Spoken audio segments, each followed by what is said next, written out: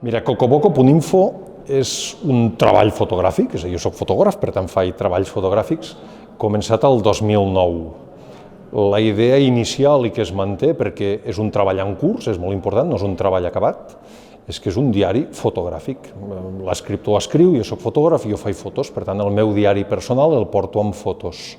Què vol dir diari personal? Doncs que estic afegint imatges cada dia. La diferència d'aquest diari amb un de normal és que normalment els diaris no són públics i en canvi jo com a fotògraf el que he fet és que el meu diari sigui públic. Per tant és accessible i per això el nom és cocoboco.info, perquè és el nom de l'adreça web on es pot veure. Per tant és un diari obert, un diari que a mi em porta uns records molt concrets, però la gent que el mira em pot portar uns altres.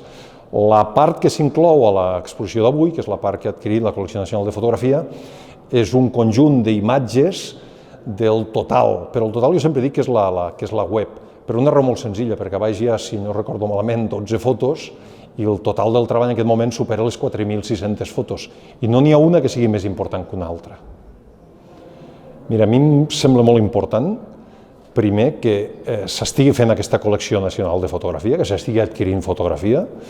Suposo que més aviat o més tard el que és la col·lecció nacional de fotografia i la col·lecció d'art contemporani hauran d'acabar barrejades, perquè no té sentit que estiguin separades. Però el fet de poder formar part, que el treball aquest hagi passat aquesta selecció i hagi estat adquirit per la col·lecció, evidentment és tot un plaer, tot un orgull, clar que sí. És a dir, tots volem que el nostre treball transcendeixi més enllà. El fet de que entris en una col·lecció, ja no d'un museu, sinó en aquest cas col·lecció nacional, el que et garanteix és que aquest treball estarà a disposició de tothom, perquè tothom n'és propietari durant molts anys. Home, el que és important, és a dir, quan hi ha una adquisició d'obra, és que aquesta no acabi en un calaix. Per tant, el primer que has d'aconseguir és que acabi en algun museu. Evidentment, si aquest museu és el de casa teva i amb la perspectiva de que tindrà molt espai per exposar i que ja ho fa normalment, de fer una rotació dels seus fons, doncs clar, és perfecte.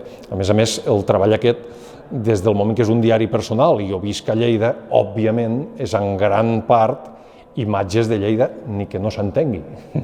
Ni que no s'entengui que és Lleida, vull dir.